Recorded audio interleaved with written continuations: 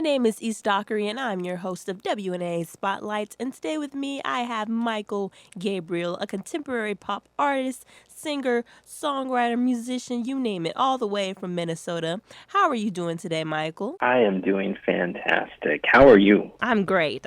So can you tell me a Great. little about how you got started within the music industry? Yeah, it's a interesting story, and it starts before I was even born. Actually, my mom, she grew up in Oakland with Sheila E, and they grew up together. They got their first apartment in LA together. She was her lyricist for a long time and road manager. Meanwhile, my father worked with Prince, and my parents met during the Purple Rain tour. And so I'm kind of a product of that era a little bit. And our family stayed connected ever since with Sheila. And Sheila is actually my godmother. So I got my start early on. My parents were super supportive of just me and the music and my passion for music, really. So I started playing guitar when I was probably about 5 years old or so. And they just continued to help cultivate that interest. We were the type of family that had like a drum set in the living room, and they were just always very supportive of my passion for music. So do you ever feel any pressure to live up to being that you come from such a legendary family? Do you ever feel any pressure? You know what? That's an interesting question because just growing up around it kind of desensitizes you to what it is. So it all just kind of seems normal. All these things are happening around you, and it all just kind of seems normal. And it wasn't until I was a little bit older that I realized that this isn't actually so normal. So being that you got the chance to work with legendary artists such as your godmother and even George Clinton and Earth, Wind, and Fire, can you tell me about one of your most memorable performances or favorite collabs? I mean, honestly, if I were to name my favorite collab, it would be every time I get to work with my godmother, honestly.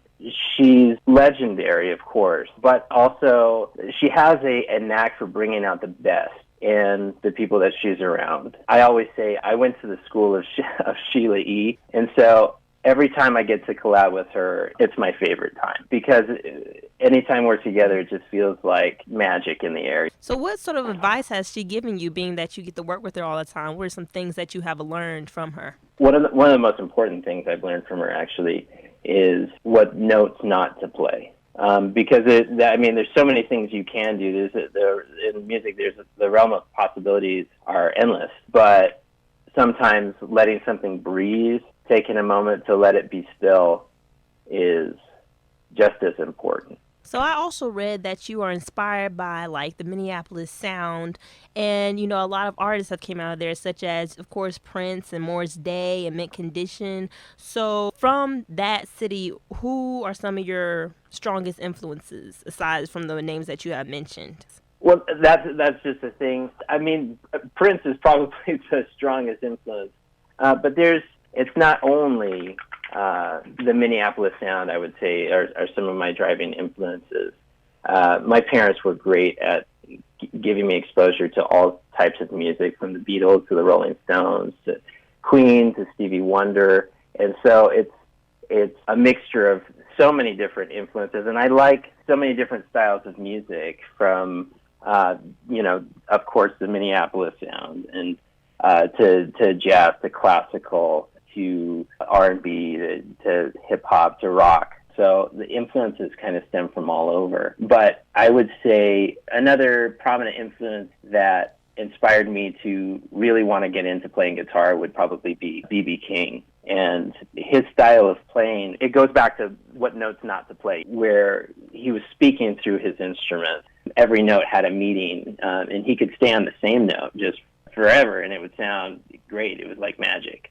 So I would say early on, B.B. King is probably a really strong influence. I mean, in conjunction with the Minneapolis sound. I mean, for me, the Minneapolis sound was Prince. And growing up, it was always playing in the house. But another influence of mine would probably be the late, great B.B. King. So you also mentioned that you listen to a bunch of different styles of music, and you do list yourself as a contemporary pop artist, correct? Yeah, it's a mix between Fergie and Jesus is what I say.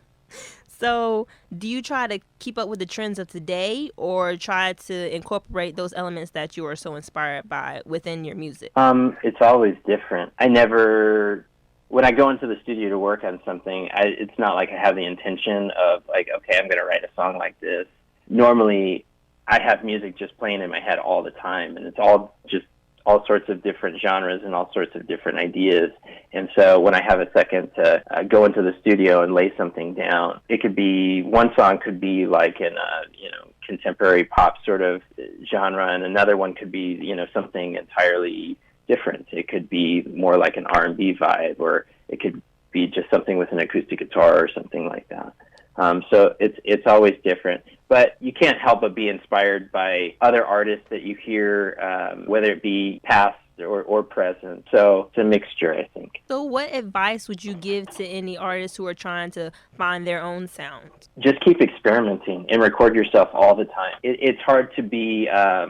it's hard to judge your own music a lot of times, and I feel like, being able to record it and listen to it back is probably a really, really good starting point to finding your sound.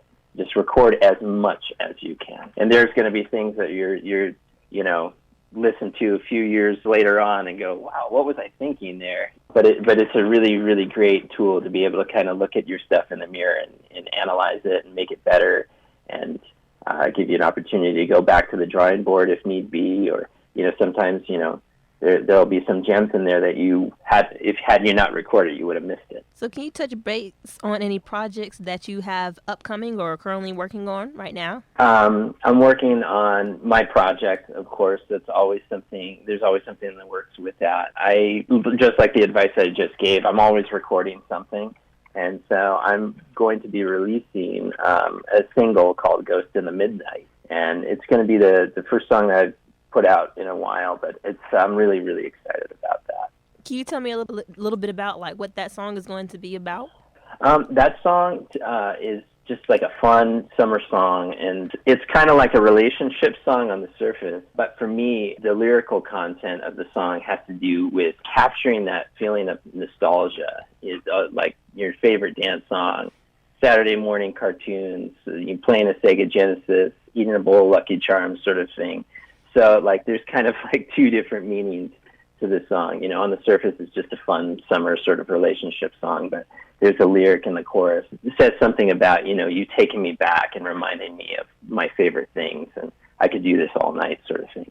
So do you like to tell like stories within the songs that you write? Right. It's kind of like the music element, the lyric element of the song. You're almost kind of uncovering, what the song is trying to tell you. Almost. You're like an artist, and the song is like your block of granite, and you're kind of chiseling away at this song, trying to uncover the sculpture underneath. That's how the lyrics are as well, So most of the time when I'm writing the lyric or whatever, I'm just kind of mumbling into the microphone. And I'm like, I hear this lyric, and I'm like, oh, what if I went in this direction? And that's how a lot of the songs that I write or that I collab with other people. That's how I make forward progress with them. So my last question for you is, where do you see yourself in your career in about, let's say, 5 years? Continuing to write, continuing to tour, continuing to share my music with the world, hopefully, or anybody who will listen. Thank you so much, Mychael. It was a pleasure having you on. Once again, my name is East Dockery, and this was your WNAA Spotlight.